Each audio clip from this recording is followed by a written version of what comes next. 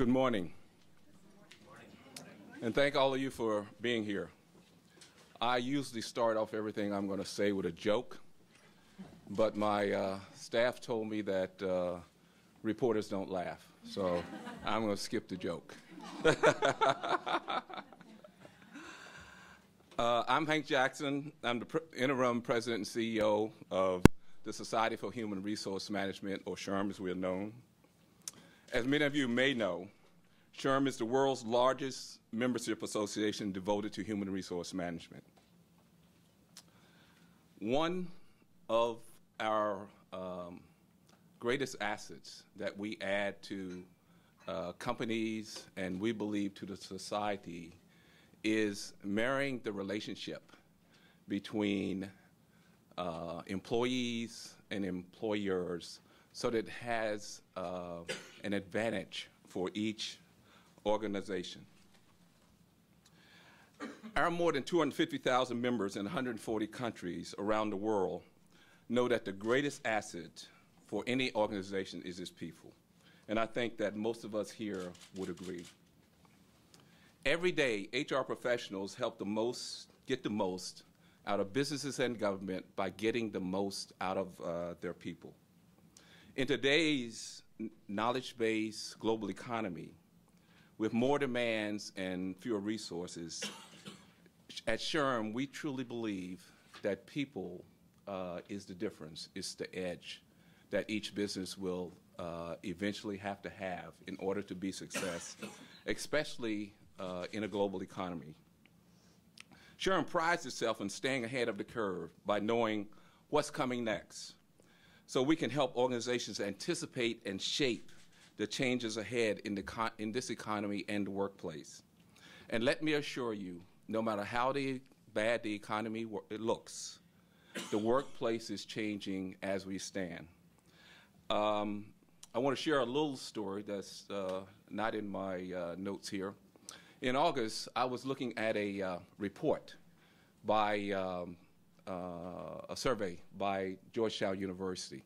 And it was building on some information from the federal government, and it was projecting what the workforce would be in 2014. And, you know, it was a challenge. But the challenge didn't seem real when you're looking at an unemployment rate of 9%. But there is a prediction, and the federal government and Georgetown University agreed that by 2014, if unemployment is zero, that we will have 4 million skilled jobs that go unfilled. And that will be a great challenge for the country as we move ahead. And especially as we have to compete in the world economy. And I'm not talking about just survive. I believe that organizations must adapt to the realities in today's business world. For example, as many of you probably know, many working people are single parents now. And nearly 80% of households have dual income earners. This makes it difficult for these employers to address the needs of growing children, and as many of us are caught in that in-between generation, to address the needs of aging parents and be the most productive employee that they can be. Advances in technology have created a new business paradigm. The 9-to-5 workday and even office walls are disappearing, and so are geographic borders. The global marketplace is creating new demands on business to recruit top talent from around the world, to understand and navigate competing cultures, and to be flexible enough to respond to challenges and opportunities on a 24/7 schedule. To put it in simple terms, the workplace needs to be flexible to fit the way people live and the way businesses operate in the 21st century. That means to us and to the people here, that means creating more flexible work environments, environments that give people greater autonomy to decide how, when, and where they do their best work. In fact, according to a SHRM survey last year, 58% of employers said that workplace flexibility is the most effective way to recruit and retain top talent. even more effective than compensation. If you think that workplace flexibility is one of those nice things to do for overstressed employees, I would ask you to rethink your conclusion, because we believe that workplace flexibility is the next business imperative. This is the next revolution to boosting productivity, because empowering people to do their best at all stages of their lives, regardless of their industry, background, or culture, leads to innovation, a higher quality of work, more employee commitment, and resulting higher productivity. And flexible work arrangements have been shown to reduce business costs in turnover, training, time away from the office, and overhead. I am proud to say that SHRM members are implementing effective flexible workplace strategies throughout the country, and the benefits are clear and measurable. And I want to give you just a few examples. By focusing on results rather than hours worked, companies like Best Buy increased output by 35% and decreased turnover. Google allows its engineers to spend 20% of their work time on projects that interest them. And the flexibility, and this flexibility now accounts for 50% of Google's new product launches.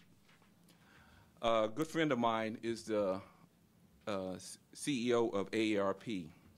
And AARP worked with Home Depot to share with them the best techniques for dealing with older workers. And the Home Depot has indicated they have been had a great success in retaining its baby boomer employees. And as more workplaces embrace flexibility, work arrangements, there will be more success stories to be told. But in my opinion, these are the exception companies, because I believe there is a lot more to be done. This is why we're delighted today to announce a groundbreaking partnership between SHRM and the Families and Work Institute, or FWI. The Families and Work Institute is a nonprofit, nonpartisan research organization that studies the changing workforce, family, and community. Since 2003, the Institute's When Work Works program has helped employers to implement flexible work arrangements that go right to the bottom line. To encourage others, the Institute's Sloan's Award program have recognized organizations that are making important advances in flexibility. And it's these best practices that have served as the catalyst and the blueprint for private and public sectors. By partnering with FWI, SHRM will be combining the research and expertise of this widely respected think tank with the influence of SHRM's 250,000 people strategists around the world in their over 600 local chapters and global forums. Together, our leadership will be focused, our reach will be broad and inclusive, and our influence will be amplified. We will share new research with employers on how effective and flexible workplaces can benefit both employers and employees alike. We will provide information and resources, from training and webinars to how-to kits, that will help businesses implement workplace flexibility and help HR professionals to make the business case for their organizations. And we will host our annual Thought Leader Conference that will bring together the best experts in the work-life field. The first conference will be held here in November in DC, and we would ask all of you to join us. As HR professionals, SHRM and its members pride ourselves on our ability to anticipate the challenges and opportunities of a changing workforce. And as we like to say, we know next. Effective, flexible workplaces are what's next. I predict that they are going to be a common feature and an essential component of every successful business. I don't believe in the future businesses will be successful if they do not learn to accommodate people in the way they live. That's why it is so important that we view this as not a nice thing, nice employee benefit, but rather as the business imperative it has become. With FWI's experience and SHRM's influence, the partnership is going to help change the way we think about work, the way we manage people, and the way we compete in the world. Now, I've talked about how important workplace flexibility is to organizations and what HR leaders are telling us today. Now I want to introduce to you someone who has researched and lived this issue. And let me say, she and I are not just looking forward to a great working relationship, because you can do that with a lot of business arrangements. We're looking forward to starting a revolution together. My new partner, Ellen Godlinski, president and co-founder of the Family and Work Institute. Please come up, Ellen.